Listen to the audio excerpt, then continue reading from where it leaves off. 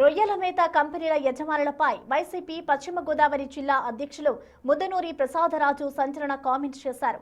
రాష్ట్రంలో ఉన్న feed company యజమానులంతా చంద్రబాబుకు, లోకేష్ కు బంధువులేనని ఆరోపించారు. అందుకే ప్రభుత్వం ఏర్పాటు చేసిన అప్సడా కమిటీని కూడా కంపెనీ యజమానులు పట్టించుకోవడం లేదని అన్నారు. 2 నెలల కిందట కేజీకి 4 రూపాయల చొప్పున మేత ధర పెంచారని, 2 రోజుల కిందట వనామాకి 10,000, టైగర్ కు 12,000 రూపాయల చొప్పున టన్ను ధరలను పెంచారని విమర్శించారు. రొయ్యల మేత ధరలు పెంచాలంటే అప్సడా కమిటీతో చర్చించాలని, కానీ అప్సడాపై ప్రభుత్వానికి అజమాయిషీ లేదని ఆరోపించారు. చూస్తే టన్నుకి 4,000 రూపాయలు రేటు ఫీడ్ రేట్ పెంచడం జరిగింది. ఇప్పుడు నిన్న కాక మొన్న 2 రోజుల క్రితం మళ్ళీ 12,000 రూపాయలు, 10,000 రూపాయలు వనామీకి, 12,000 రూపాయలు ఒక టన్నుకి బ్లాక్ టైగర్కి పెంచడం జరిగింది. అంటే చూసుకుంటే ఈ రోజున రొయ్యల రైతుకు వచ్చేటువంటి ఆదాయము 0.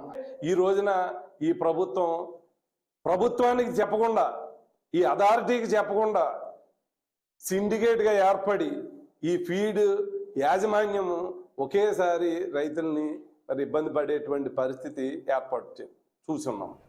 దీని మీద ప్రభుత్వానికి అజమాయిషీ లేదు. అలాగే ఆక్వా రైతులు ఆందోళన చేస్తున్నప్పటికీ అప్సడా చైర్మన్ గా ఉన్న సీఎం చంద్రబాబు, కో చైర్మన్ గా ఉన్న రమణారెడ్డి, కమిటీలో ఉన్న మంత్రి అచ్చెన్నాయుడులు స్పందించకపోవడం దారుణమని ఎమ్మెల్సీ కౌరు శ్రీనివాస్ అన్నారు. రైతులను ఆదుకోకపోతే అప్సడా కమిటీని రద్దు చేయాలని డిమాండ్ చేశారు. పెంచిన ధరలు తగ్గించకపోతే ఆందోళన చేస్తామని ఎమ్మెల్సీ కౌరు శ్రీనివాస్ హెచ్చరించారు.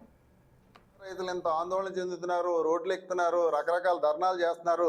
మనం స్పందించాలన్న ఆలోచన కొంచెం కూడా చేయకుండా ఈరోజు రాష్ట్ర ప్రభుత్వం అలా నడిపికెళ్ళిపోతుందంటే ఒకసారి ఆలోచన చేయండి.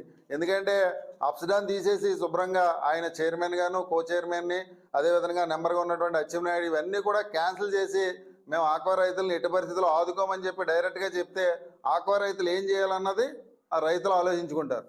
ఇవన్నీ పెట్టి కూడా ప్రభుత్వం ఈరోజు ఆక్వా రైతులు వెళ్ళి కంప్లైంట్ చేసినా కూడా పట్టించుకోలేని పరిస్థితి మరి ఈరోజు ఈ ప్రభుత్వానికి ఉందంటే, రేపు రాబోయే రోజుల్లో గతంలో మరి మా నాయకుడు జగన్మోహన్ రెడ్డి గారు ఏ విధంగా రైతులను ఆదుకున్నారో ఖచ్చితంగా మేము ప్రతిపక్షంలో ఉన్నప్పటికి కూడా ఈరోజు ఆక్వా రైతులకి అందరికి కూడా అండగా ఉంటాం.